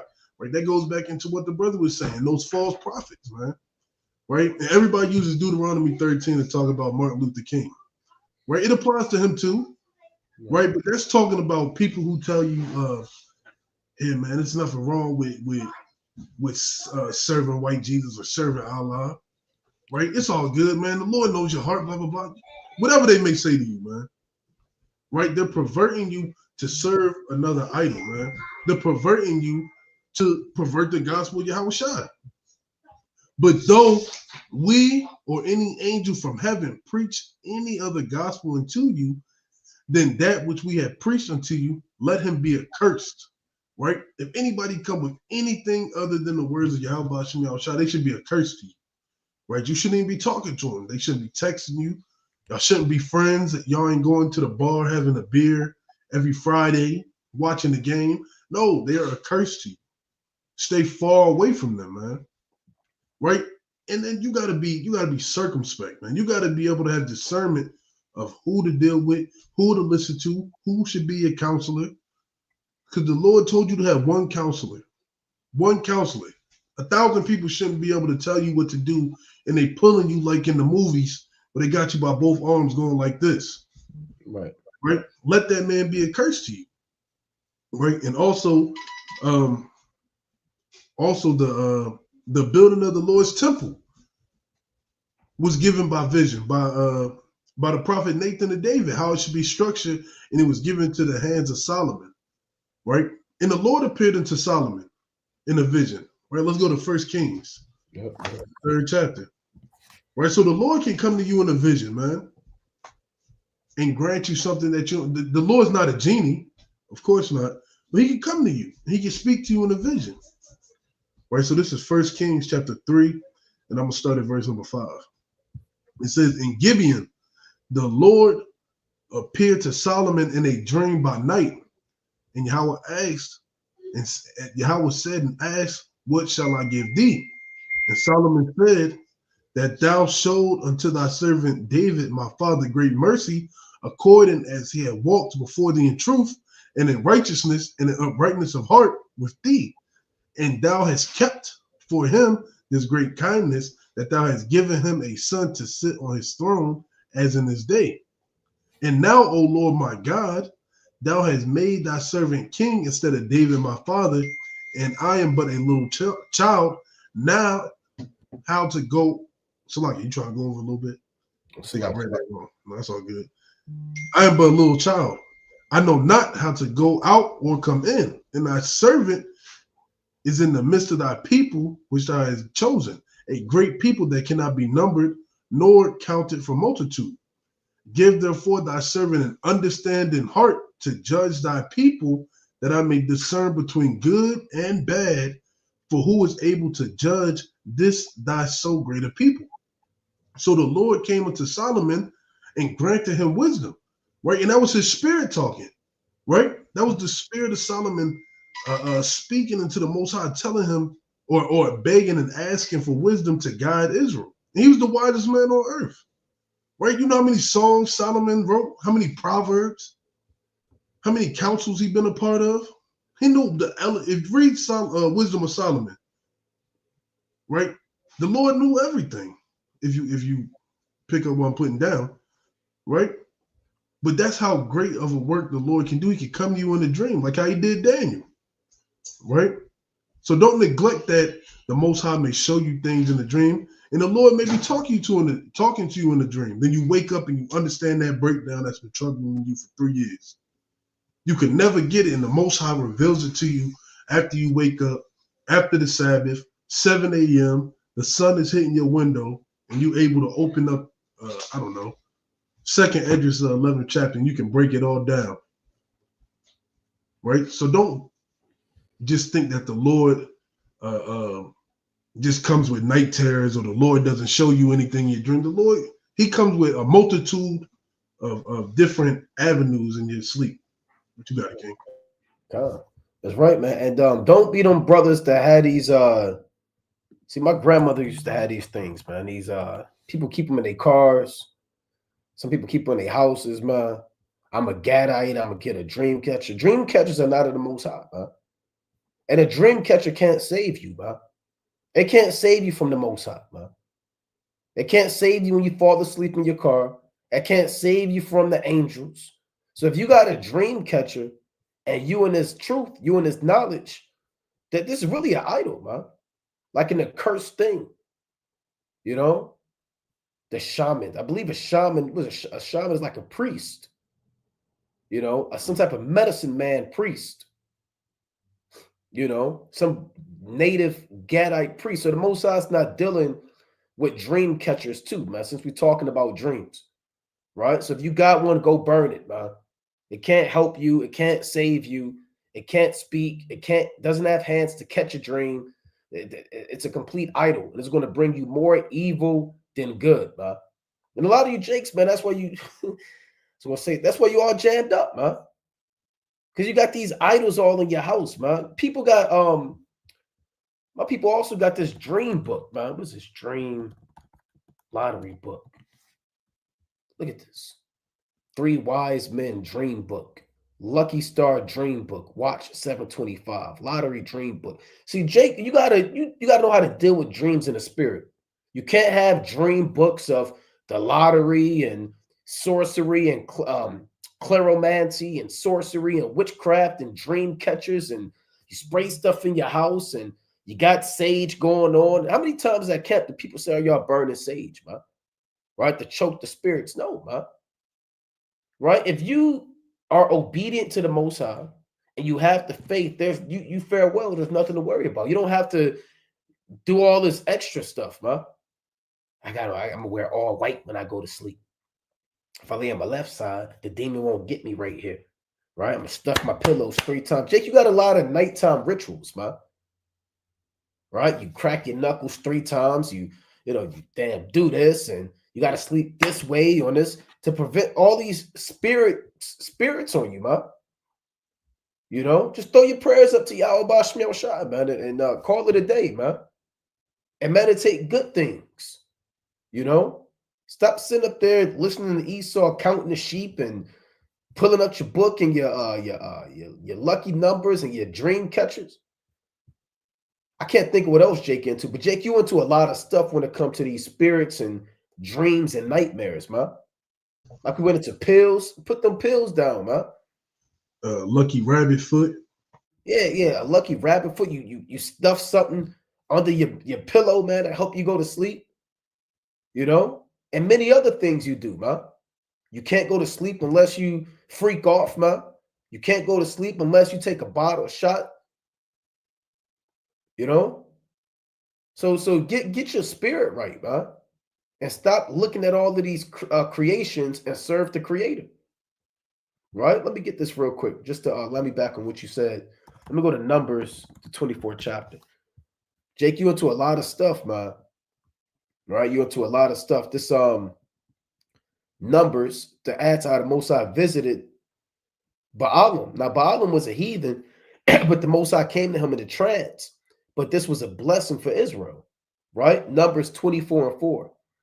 I'm going to start at 3. Numbers 24 and 3. And he took up his parable and said, Baalam, the son of Beor,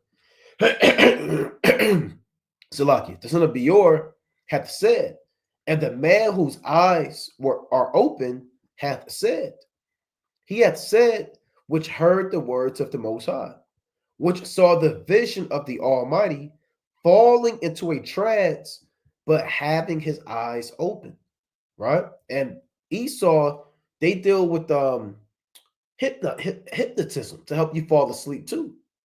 Some people actually pay $250 every other Thursday to go to some warlock, and he has a gold medallion. He has an all black turtleneck tucked into his black pants. Some old white man, and he spins his watch in front of you, man. So you can go to sleep and he can touch you. And cash app himself, man. Make you a dog, right? He'll turn you to a slave. Don't deal with hypnotism. We're just telling you, don't be dealing with these spirits, man. Let me just look that up so I can. Does hypnotism? Let me see what Esau say. Does hypnotism help you go to sleep? See that? When administered in a tailored way, there's no way, right? Hypnosis can focus a person's attention in a way that allows them to receive suggestions that can positively change their thoughts and behavior, right? Early research indicates that it has limited side effects and may help people with insomnia and other sleeping problems, right? So don't deal with hypnotherapists, right? They want to manage your insomnia. You go to them and, you can only, look at this. She's in for a rude, she's in for a rude awakening. They had a movie. Oh, damn, it was a movie. Oh, Get Out. I was gonna say Get Out. Yeah, Get Out. You get hypnotized with the cup and the spoon. Yeah. Fall in the back with a concussion. They had that movie, and they had another movie. It was on I think it was on Netflix, right? But it was called The Hypnotist or something. And this guy, man, he put all these people under a spell, and he'd snap his fingers, and they'd just go to sleep. So if you're dealing with these spirits and you can't sleep, you might want to get counsel. Pray to Yahweh Shem Shah. If you're dealing with night terrors, you're dealing with demons, pray to the Most High. Right? There's nothing wrong with praying for a dream, but if you're coveting it for vanity, then the Most High is going to give you according to your own lust, man. Right? And the Most High is going to visit you at your time, right? When it's time for you to have a dream or not have a dream. Like Amos said, there are times when brothers go months without having a dream. There are times when brothers have dreams back to back to back. And there are dreams you have where it may be parabolic, maybe metaphor, certain precepts in there, certain spiritual things in the Bible, trees, fire, water, certain elements. Though, you might want to inquire in those things, right? But I just want to get this in Numbers 24 and 5. How goodly are thy tents, O Jacob, and thy tabernacles, O Israel. As the valleys, and this was from a trance, as the valleys are they spread forth as gardens by the riverside, as the trees of line aloes, which the Lord hath planted, and as cedar trees beside the water. So the Lord, he's likening Israel as cedar trees, as tall, powerful, strong men. He shall pour out the waters of his buckets, and his seed shall be in many waters. And his king shall be higher than Agag, and his kingdom shall be exalted. And that was a beautiful vision, man, that the Most High gave Balaam. Right here it is, they sought to curse Israel, Balak, the Moabite king, but the Lord turned all of the curses to a blessing. Right? So this is further, confirmation that the Most High can visit you and bless you in a dream, huh? By giving a dream to a brother, or the Most High can visit you by a dream. Right? But you got it, King. If you ask anything else. Okay, Khan. I'm gonna get this closing precept. Right? Let's go to Revelation chapter 22 and 12. And behold, I come quickly, and my reward is with me to give every man according as his work shall be. Right? So we're going into dreams, visions, and to preface this title with end times. Like Amos said, this is a fulfillment of Joel chapter 2 and 28. So yeah, we talk about war, we talk about the famine, we talk about Jacob's trouble, but another major prophecy is that the Most High is going to give his people dreams and visions, and we have to show how to deal with these things. But when you receive these things, when you receive a dream, how should you handle it? When you fall into a trance, how should you handle it? When you have these different spirits on you for evil, how should you handle these things? Because these things are going to befall brothers, and we want to prepare ourselves and arm ourselves when the Most High visits us if we're part of that number. So make sure brothers arm themselves, brothers are repenting, putting off the old man, because the Most High is about to bring this place down and reward every man according to their work. But you got it, King. Come on, let's go to 2nd Esdras chapter 16 and verse 74. Right? So like the brother said, be circumspect, be mindful. Don't let dreams puff you up, right? Like the brother said, a brother have a dream, you part of 144,000, now you walking around like you don't know how to act. Like you're not subject to sin, or you're not liable to fall, right? Be mindful of these dreams. If you want interpretation, seek unto men of understanding who use precepts to break down dreams and similitudes, right? Stay away from those pills, like the brother said. All these side effects to help you go to sleep and all this stuff, man. Stick with the scriptures. Use the herbs and the remedies that the Most High has given you, right? And be mindful in these last days, right? But this is 2nd Esdras chapter 16 and 74. Hear, O ye my beloved, saith the Lord, behold, the days of trouble are at hand, but I will deliver you from the same. Be ye not afraid, neither doubt, for God is your guide, and the guide of them who keep my commandments and precepts, saith the Lord. Let not your sins weigh you down, and let not your iniquities lift themselves up. Right? So the Most High is going to be a guide unto those who truly trust in him, who walk in his law, statutes, and commandments, who don't turn to the left-hand side or to the right-hand side, but the eye is singular, right? Focused on the kingdom of heaven, and nothing's going to deter them through the Spirit of the Lord, right? But with that, I'm Brother Amos.